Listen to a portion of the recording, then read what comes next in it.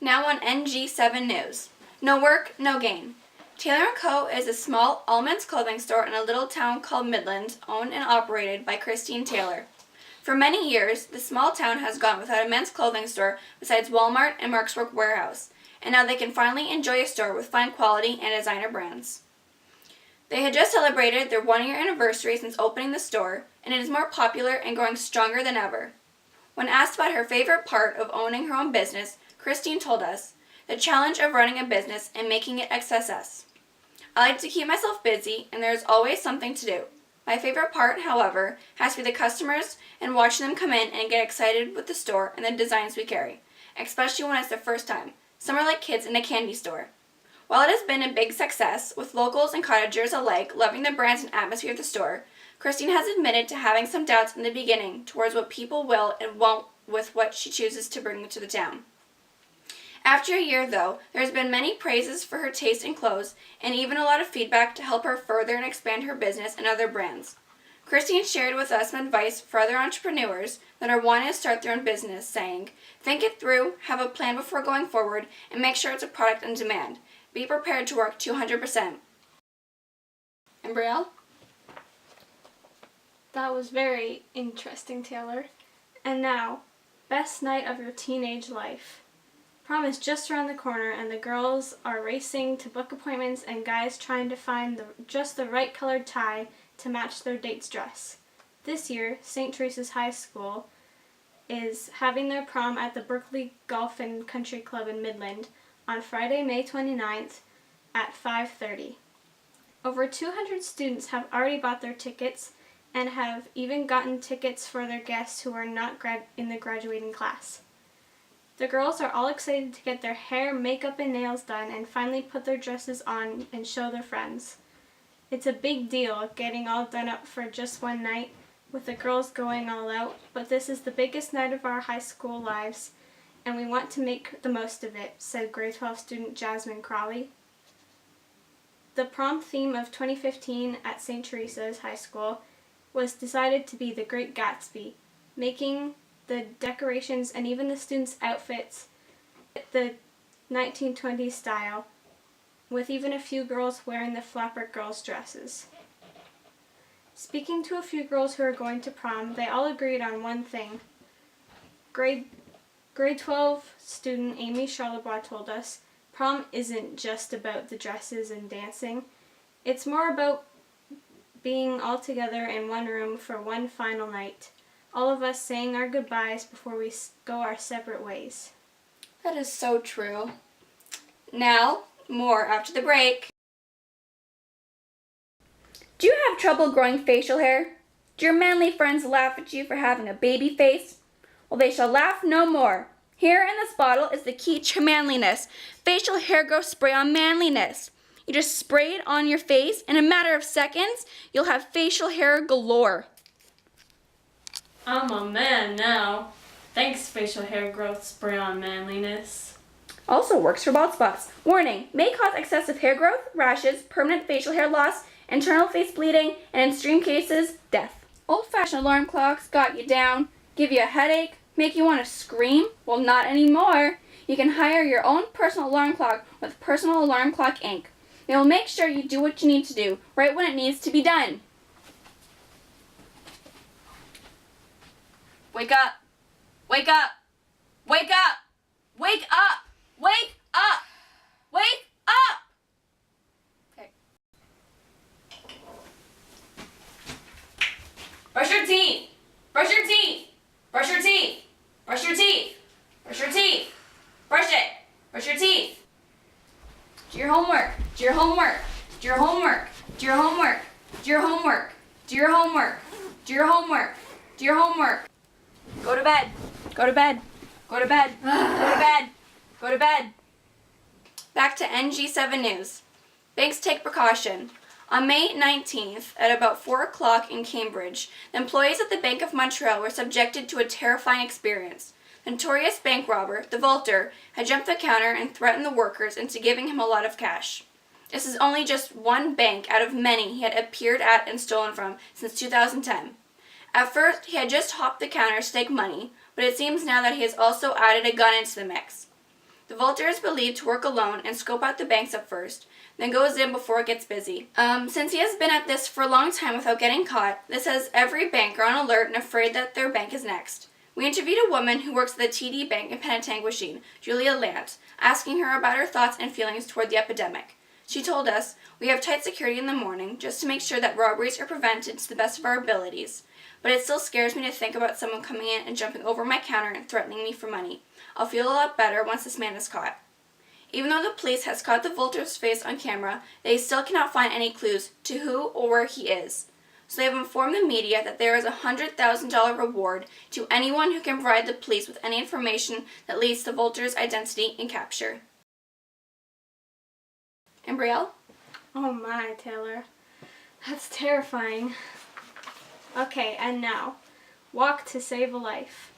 On June 6th, people will be gathering from 10 a.m. to 10 p.m. at St. Teresa's High School to celebrate Relay for Life. This day is about raising money to go towards cancer research and spending the day with those who have been affected by cancer, whether it have been from diagnosis or knowing someone who has been diagnosed. The day will be kicked off with a lap around the track from the cancer survivors, cheered on by loved ones and students who have put together the event. Afterwards, everyone will be joining the survivors around the track to partake in partaking in fun activities throughout the rest of the day. A lot of the activities during the day involve water to help keep everyone cooled off, for example, the slip and slide. One of the activities that doesn't involve water, however, is Capture the Flag. And while the activities are going on, people can fill out a luminary bag. A luminary bag is a paper bag containing a candle, and written on it is a note for loved ones who has passed away from cancer. Later on, when it's dark out, we will be lighting up their luminaries and taking another lap around the track in memory of their loved ones. This year, St. Teresa's has set a goal of $20,000 to raise, with $100 from each person on each team, but hoping for more.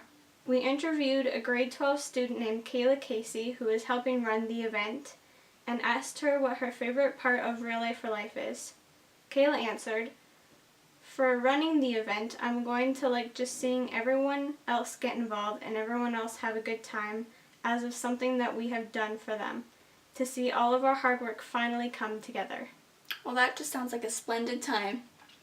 After this, the sports. Are you lonely? Do you want a fuzzy friend who's nuts about you? Then try Squirrel Nip. It's catnip, but for squirrels. Just leave it in your backyard and watch the squirrels come running. Soon you'll be smothered with love from your new fluffy friends. Love me, squirrels! Love me, squirrels! Love me, squirrels! Come to me! Love me! Warning, may cause an excessive number of squirrels and other local animals. May cause squirrel attacks, and if fed too much, may cause squirrels to explode.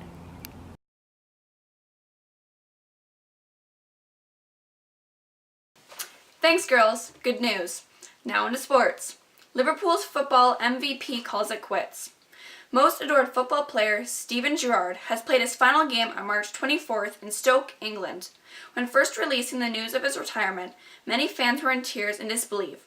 But most of all was the heartache in the Gerrard family, knowing their father and husband's dream has come to an end. When asked about what it was like telling his family about his retirement, Steven replied, "It was tough to tell the girls, even though they're not big football fans. You know, they're more into the girly things in life. But to tell them that their dad ain't gonna play for Liverpool anymore still hit them hard, and that was when the emotion started." At the age of 34, it has been a long and rewarding career of playing football, being captain of both Liverpool and England. Steven has scored many goals, made many memories with his football family. But now it is time for him to say goodbye and step away to let other young football players have a chance to score their own goals. Even though this was a tough decision, Steven sees this as his chance to spend more time with his family, to try out new things he couldn't before. The last question we asked him was what he would like to say to his fans and supporters, and Steven said, "You guys are the best supporters, and thank you all very much. All the best." Bob? Thanks, Jack. Girls go all in for rugby team. In 2015, the 2015 St. Teresa's Junior Girls Rugby team has been cancelled after a number of serious injuries. After almost half the team has been sent home or to the hospital, the school has decided to cut the team and to prevent any further accidents. It seems that the most common injury for the girls has gotten a concussion, with a few others having broken some bones, and even one girl needing plastic surgery on the right side of her face. We interviewed Amber McCready asking what had happened to her to make her get surgery, and she told us that she blacked out and couldn't remember.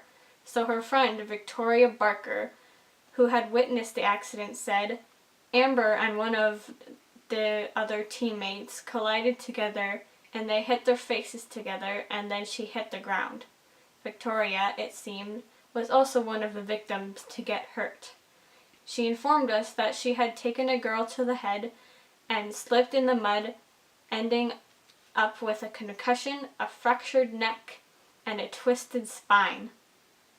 With a few more tales about injuries on the team, we asked the girls if they still wanted to play if they could, even though they had gotten seriously hurt. They all agreed on the same thing. Yes, we still want to play. Even with the team cancelled, the girls wish they could go back and participate. This shows strong will and determination. Wow, those girls are tough, Bob. I'd say, Jack. More sports after this.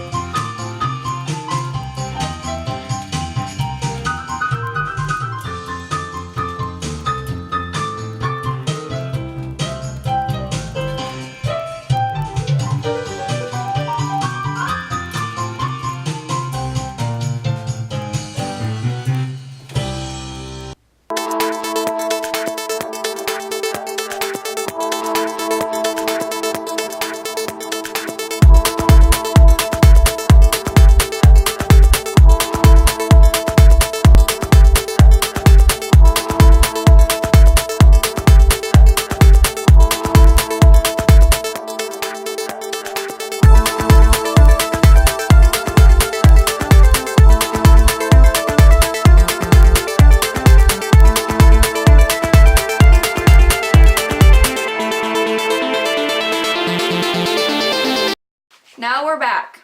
Sharks go for the gold.